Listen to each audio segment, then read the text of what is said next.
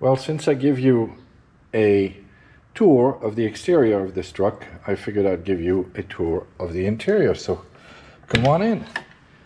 So we start with this X door, and as you can see, it is 100% restored. Every part has been restored and powder coated. Everything is as new, including all of the rubber, all of the parts that are insulating the window. And as you can tell, although this is entirely manual, to open a window, you pull on this and just slide it down. And as you can see here, all of this is all brand new material, and it works really well. And of course, to close it requires a little bit of strength. You just go up, and there it is, closed. Over here we have one of the aftermarket parts that I installed. It is a grab handle made of aluminum billet. It's incredibly well made, incredibly solid, and it also serves as basically the bridge between the windshield frame structure and the body. There's usually just a simple piece of metal here that's held with those 6 bolts. In this case, it's all made in one piece, and it feels fantastic, and it's incredibly solid. As we move in, what we can see here is basically a key switch. Now, interestingly enough, most of the keyed switch that are available, particularly on eBay and other less reputable sellers, are incredibly dangerous for these trucks. In this case, this key is actually driving a mechanical switch that actually drives the original electrical switch from the Humvee. So there's no change to the electrical setup. It's entirely mechanical, and it allows basically to have a key to operate this Humvee to make it a little less easy to steal. It has the original light switch. Interestingly enough, for those that don't know, the military has an interesting system here where you cannot actually turn the lights on. What it requires is to actually lift this in order to be able to turn this on. And the reason for that is that you don't inadvertently turn the lights on, particularly in combat, and make yourself known. So turning the lights on actually requires real intent. It can't be done by accident. Over here is the turn signal. It actually has a cancel ring on it, so that and this one works actually quite well. I've experienced a lot of them that don't work well at all. Down here, it's pretty simple, pretty standard. That little button you see here on the left is actually the high beam switch, which is operated by foot. Otherwise, it's pretty standard. And what you see on the floor is actually what's called Dynadeck.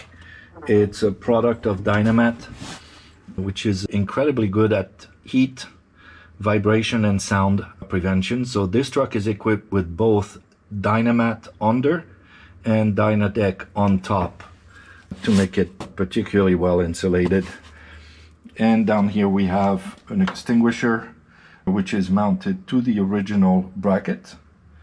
As we move up, we have the original wheel. I haven't touched that.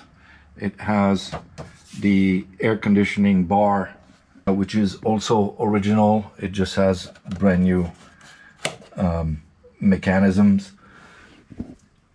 All of the gauges here are OEM gauges. In terms of the odometer, it's currently showing 5,708 miles.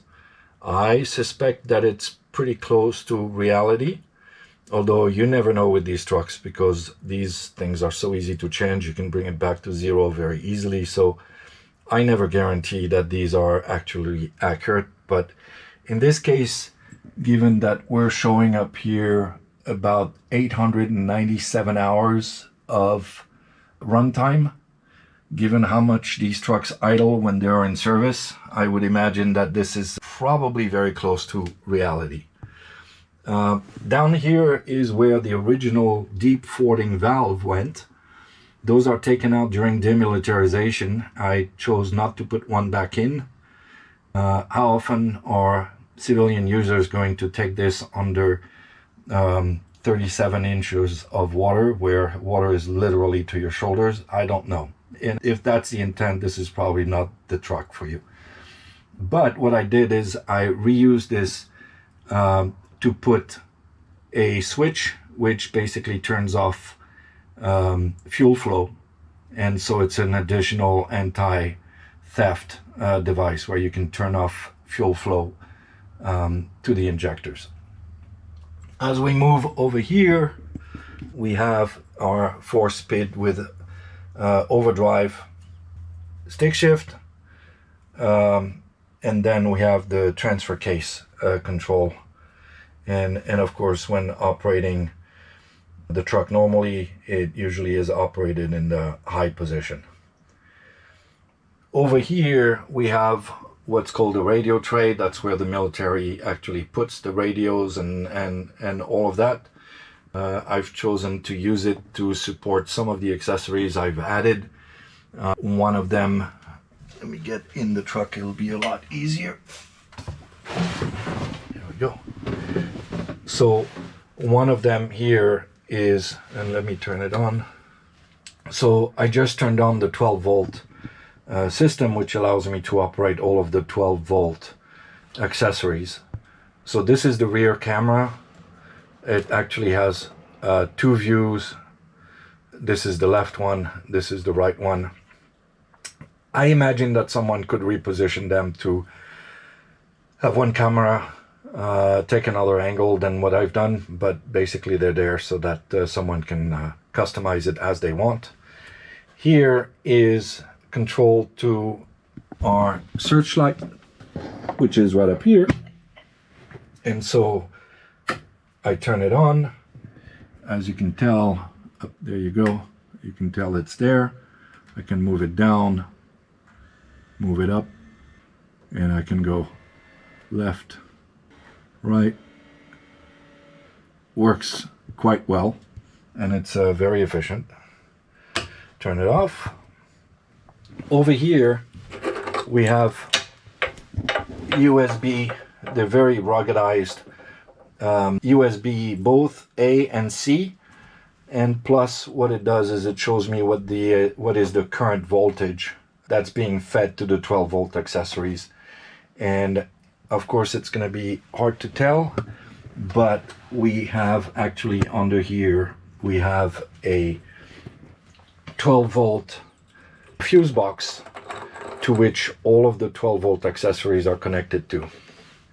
Now the other thing that we have over here are 4 switches.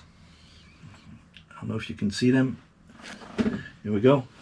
So the middle one here is basically turning on all of the 12 volt accessories. I can turn them on and off right here. And then on the left and right of that are basically my roof lights. So this one right now is selected to red so that you can have a red cabin. And so is this one over here. However, I can, if I can get to it, here we go. I can turn them to green and also to white. No, not sure why the white is not coming on. Maybe I didn't connect it, so I'll look into that. So we have these switches here, and then the third one here is basically the rear lights that I showed you in the exterior tour. So there are 2 yellow I-beam lights in the back to help illuminate the back of the truck, and they're operated here. And of course we have 2 of those USBs, one for the driver, one for the passenger.